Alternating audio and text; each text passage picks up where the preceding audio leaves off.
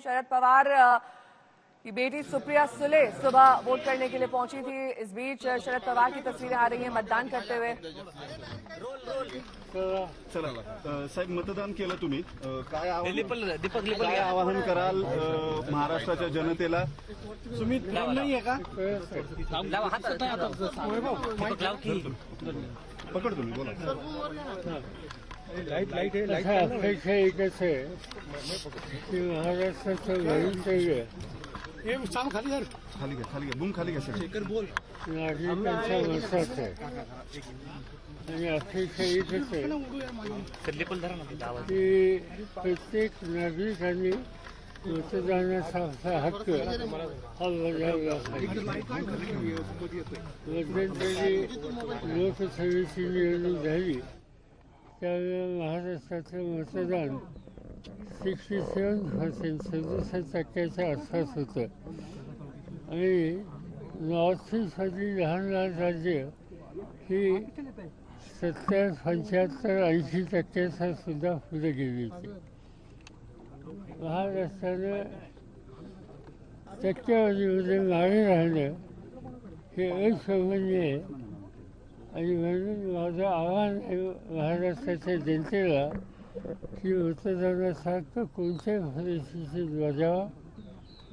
तुम्हाला जी व्यक्ती जो राजकीय पक्ष योग्य वाटत असेल त्याला तुम्ही आपलं मतदान द्या, पण मतदान करा।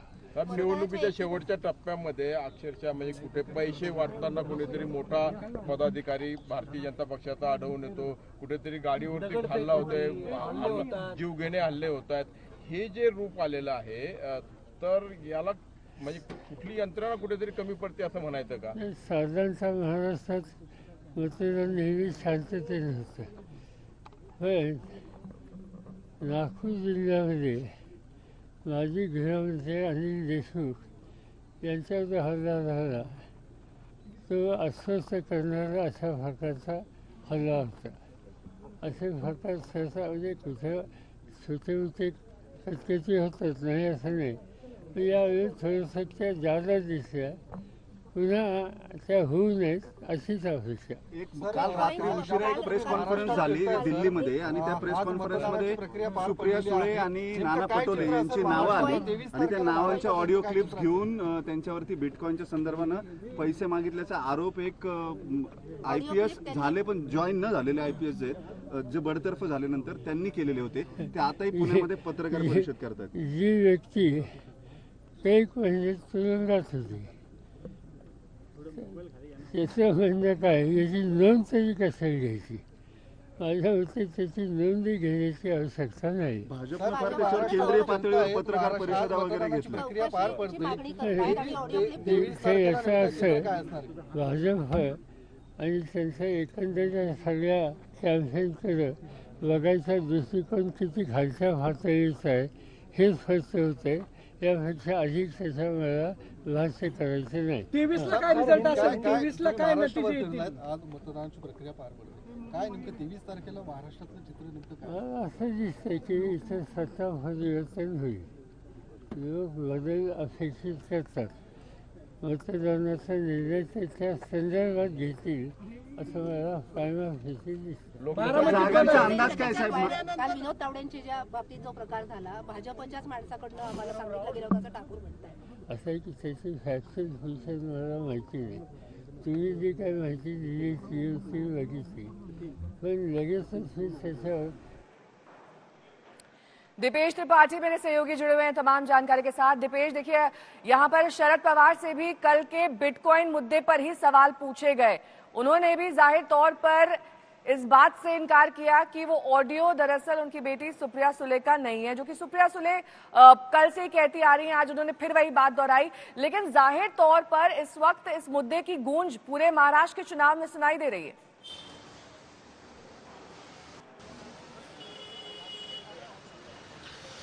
जी नहीं, हाँ बिल्कुल दोपहर को कल का पूरा दिन जो है महाराष्ट्र की राजनीति में काफी ट्विस्ट एंड टर्न्स वाला रहा, जिसे हम कह सकते हैं, क्योंकि दोपहर को हमने देखा विनोद तावड़े को जिस तरीके से आरोप लगाया गया बहुजन विकास आघाड़ी की तरफ से कि पैसे बांट रहे थे, तो वहीं शाम तक एक ऑडियो आया है जिसमें प्रफुल्ल पटेल और सुप्रिया सुले का नाम लेते हुए कहा गया कि बिटकॉइन जो है इलीगल तरीके से खरीदे गए थे, और ये आरोप जो है एक पूर्व IPS अधिकारी हैं उनके द्वारा लगाया गया। जिसके बाद राजनीति हलचल जो है महाराष्ट्र में वो काफी बढ़ गई है। आज सुबह अजीत पवार ने मीडिया से बात करते हुए कहा कि वो दोनों के साथ उन्होंने काम किया है, दोनों की आवाज वो जानते हैं, पहचानते हैं, तो इसकी निश्चित तौर पर जांच होनी चाहिए। तो वहीं जो विपक्ष है यानी जो महाविकास आघाड़ी है उनकी तरफ से इस टाइमिंग को लेकर सवाल उठाया जा रहा है। उनकी तरफ से कहा जा रहा है कि जिस व्यक्ति ने आरोप लगाए हैं उसकी क्रेडिबिलिटी क्या है, और दूसरी बात की टाइमिंग चुनाव के ठीक एक दिन पहले जब विनोद तावड़े का वाकया होता है उसके बाद ही ये सब चीजें सामने क्यों आती है। अगर ये पहले से था तो बीजेपी ने या सरकार ने इसको लेकर पहले जांच क्यों नहीं कराई।